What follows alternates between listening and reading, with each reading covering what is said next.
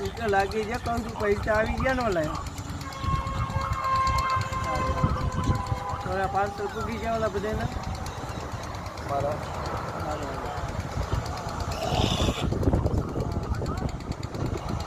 કેમ તો guys welcome to my log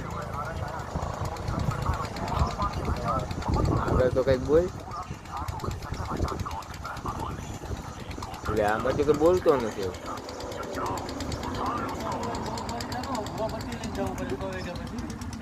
દાદી તું મારો ભાઈ રહેવા દે તો ગોકુલ મામને ભરી ખબર ये